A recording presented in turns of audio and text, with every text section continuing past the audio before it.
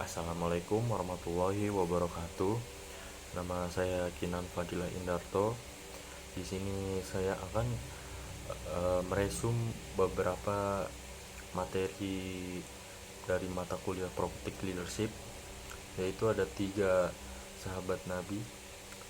Antaranya ada Abu Bakar As-Siddiq, Utsman bin Affan, dan Umar.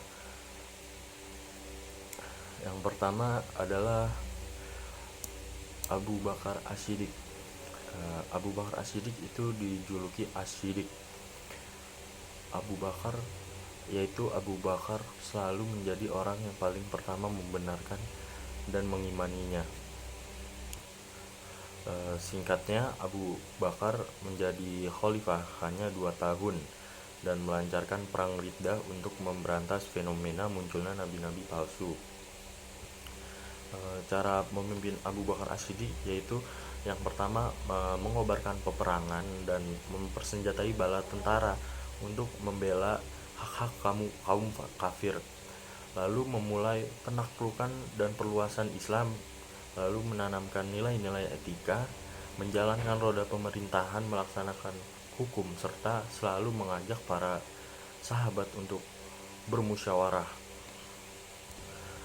Adapun beberapa tugas dari Abu Bakar As-Siddiq yaitu menumpaskan kaum murtad, karena masa awal Abu Bakar menjadi khalifah diwarnai dengan berbagai kekacauan dan pemberontakan dikarenakan wafatnya Rasulullah SAW dan kelemahan iman orang-orang pada saat itu, dan mengirim pasukan untuk menaklukkan daerah Suriah dengan tujuan untuk memelancarkan rencana Rasulullah SAW.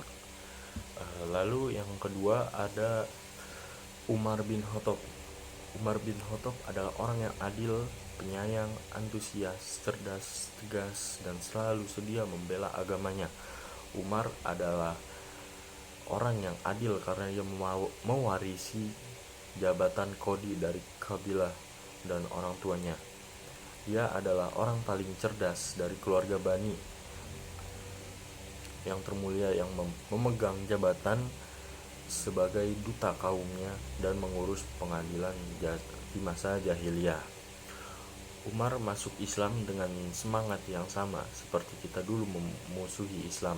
Begitu ia berada di dalam keluarga Islam, ia lebih cenderung mengumumkan keislamannya itu terang-terangan kepada semua Quraisy. Selanjutnya, serangkaian penaklukan bangsa Arab yang dilakukan oleh Umar bin Khattab secara populer dimotivasi oleh hasrat akan terhadap harta rampasan perang dan termotivasi oleh agama yang tidak menganut keyakinan tentang bangsa yang terpilih layaknya Yahudi. Salah satu prinsip agama Islam adalah yang menyebarkan ajarannya kepada orang lain, menganggap bangsanya sendirinya yang terpilih menganggap bangsa lain adalah domba-domba yang sesat. Adapun kebijakan-kebijakan politik yang dilakukan Umar bin Khattab yaitu pembagian kekuasaan dan sistem pemerintahan Umar bin Khattab, lalu penataan birokrasi pemerintahan yang dilakukan Umar bin Khattab. Umar bin Khattab menjabat khalifah selama 10 tahun 6 bulan 4 hari. Berbeda dengan Abu Bakar yang hanya menjalankan khalifahnya dalam waktu yang relatif singkat, Umar pada masa pemerintahan cukup banyak hal-hal yang baru ditempuhnya. Berdasarkan catatan Shibli Mu'ani, hal yang dilakukan Umar pada masa pemerintahan adalah sebagai berikut. 1. Penentuan era hijrah yang berlanjut hingga sekarang. Penerimaan gelar Amirul Mukminin, organisasi jawatan perang, memasuki tentara cadangan pada daftar gaji, pendirian jawatan pajak tanah, penelitian dan penaksiran tanah, sensus, pembangunan terus-menerus, pembangunan kota-kota yaitu Kufah, Basrah, Jazirah, Pusat, dan Musal, pembagian negeri-negeri yang ditaklukkan menjadi provinsi-provinsi, pengenaan bea cukai, pembajakan hasil laut, organisasi penjara, pemakaian cambuk, dan lain-lain. Lalu selanjutnya adalah kepemimpinan Utsman bin Affan yang berhasil memerintah selama 13 tahun. Utsman bin Affan memiliki julukan yaitu Zunnurain Wajiratain, yang berarti cahaya, dan 2 kali hijrah dalam kepemimpinan Utsman bin Affan mendatangkan keberhasilan dalam sejarah peradaban Islam. Masa kekhalifahan Utsman bin Affan adalah masa yang paling makmur.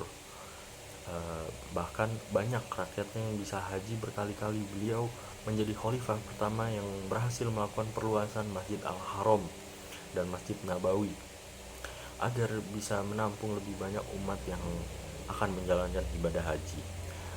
Beliau menjadi pencetus khusus mahkamah dan pengadil perkara.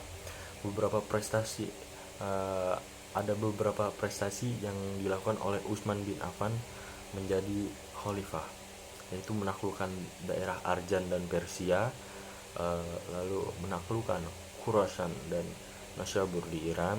Lalu setiap hari Jumat beliau memerdekakan seorang budak, lalu meresmikan Mushaf Utsmani, yaitu kitab suci Al-Quran yang digunakan oleh seluruh umat muslim dunia. Lalu mengangkat Amr bin As sebagai gubernur di Afrika Utara. Sekian dari saya. Apabila ada kekurangan atau kesalahan, mohon dimaafkan. Saya Kenan Fadila Indarto dari kelas Propetik Leadership. Terima kasih. Assalamualaikum warahmatullahi wabarakatuh.